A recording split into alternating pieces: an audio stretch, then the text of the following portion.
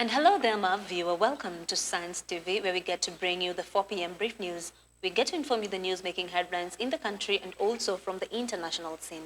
I am your host, Videlis Njoki, and this is how you say my name in sign language, and my sign language interpreter voicing Esther Kendi. Welcome to the first news updates. The former Nairobi governor, Evans Kidero, and 9 of his co-accused have been acquitted in a 213 million shilling graft case after a Nairobi court ruled that the prosecution failed to prove 17 counts of corruption. The court found that the evidence presented was insufficient to sustain the charges and dismissed counts 1 of 17 under Section 210 of the Criminal Procedure Code. The prosecution had alleged that Kidero and his associates regularly received millions of shillings from the Nairobi County government through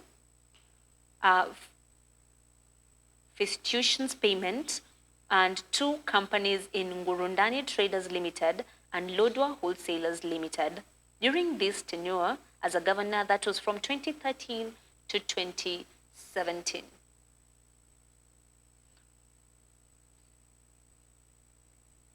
While the court cleared Kidero and his co-accused of the 17 counts, it directed that some of the remaining accused face defense hearing for counts 18 to 35, and the ruling marks a major relief for the former governor who faced several corruption-related charges since leaving the office.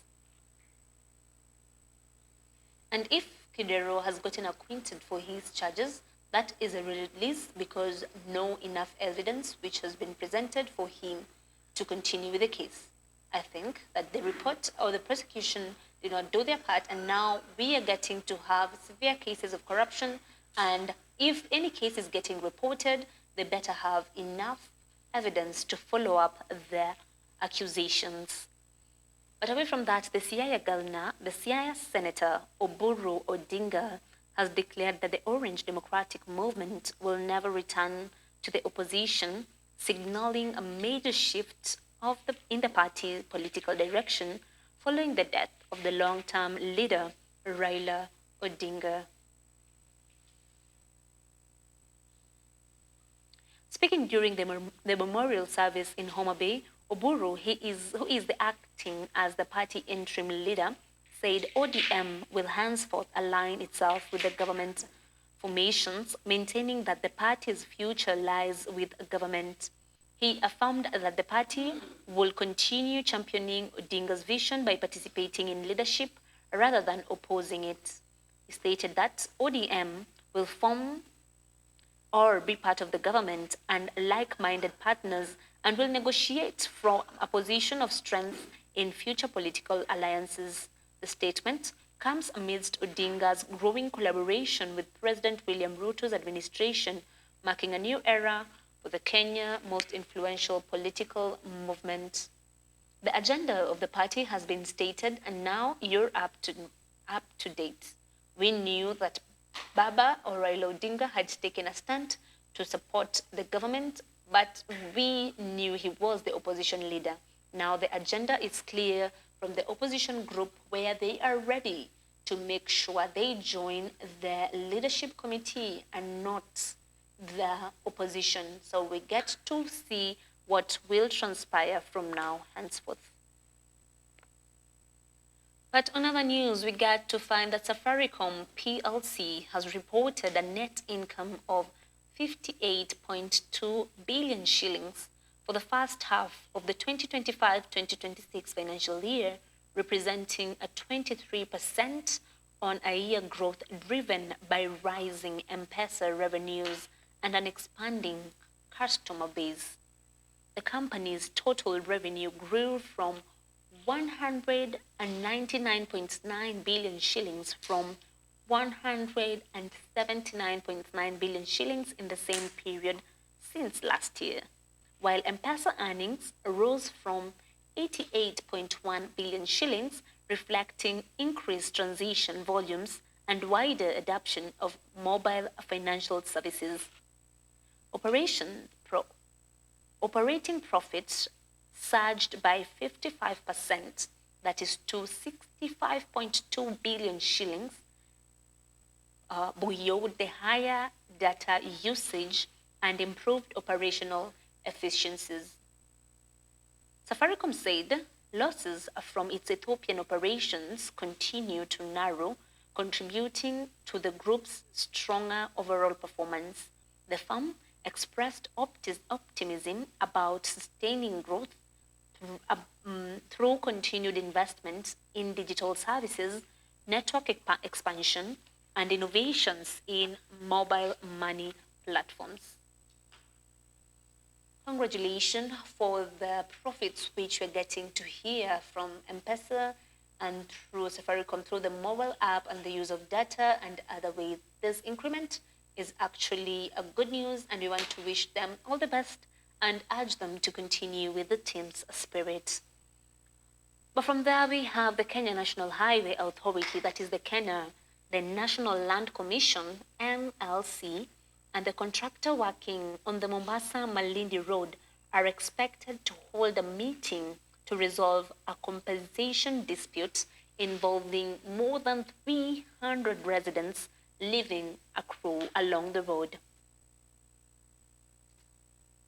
Some residents have opposed the proposed compensation rate, urging that the payment do not reflect the true value of their land and properties. They are calling for transparency on the compensation process and clarity on how valuations are determined. The meeting is expected to pave way for amicable solution that will facilitate the smooth continuation of the key infrastructure project aimed at improving transport and boosting the coastal region economy. From the meeting, that which is supposed to be an amicable meeting, we hope to see an agreement between the two sides and hope that there is going to be fairness, value of land is going to be met, and everything is going to be resolved amicably to allow the people and the projects to move on with life. But away from that, the Ethics and Anti-Corruption Commission, that is the EACC, have arrested 5 traffic police officers along the Busia-Kisumu Road near Busia town for allegedly extorting motorists. According to the EACC, the officers were apprehended during an early morning sting operation following numerous public complaints about rampant bribery and harassment of road users in the area. The suspects were taken to the Commission's Western Region offices in Bungoma for processing and further investigations. The EACC officials says the crackdown is part of the ongoing efforts to curb corruption within the Traffic Police Department, and the Commission has vowed to continue monitoring operations along major highways to ensure compliance and restore public confidence in law enforcement. As you can see, and now I believe that this is a good step to take to make sure the road users and the traffic people can actually obey whatever needs to be done and extortion to stop. I really believe that when you give it some few time, we are going to follow up on the case and make sure that everything is brought to book, and the police who are trying to extort the people are going to face their book. I really hope that the complaints are also going to reduce, because the cases are happening because of many people complaining, and I hope there is going to be a solution soon.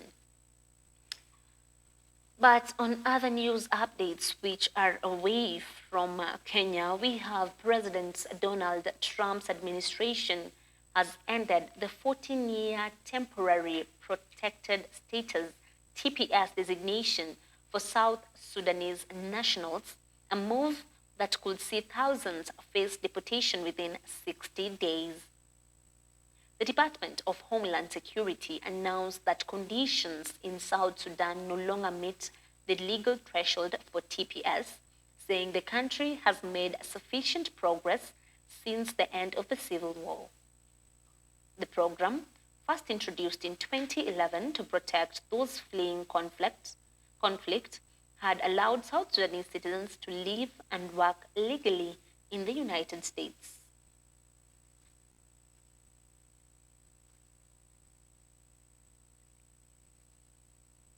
According to the official note, South Sudanese beneficiaries have until January 5th, 2026 to leave the country or risk removal proceedings. Immigration advocates have condemned the decision, warning that the country remains unstable and that deportations could endanger lives amidst the ongoing humanitarian and economic challenges. I really hope that within this period there is going to be mitigations, and I believe that the best solution is going to come up at the end, because we have to make sure we protect the life and everyone has a right to be safe. But that's all we had prepared for you, my viewer. Thank you for joining us here at Science TV Brief News. Don't forget, you can get to watch and engage more with Science TV and get more news updates at the Prime News. Enjoy the rest of your viewings. And as you're going back home from work, I want to wish you safe travels. And I have been your host, Videlis Njoki, and my sign language interpreter, Esther Kindi.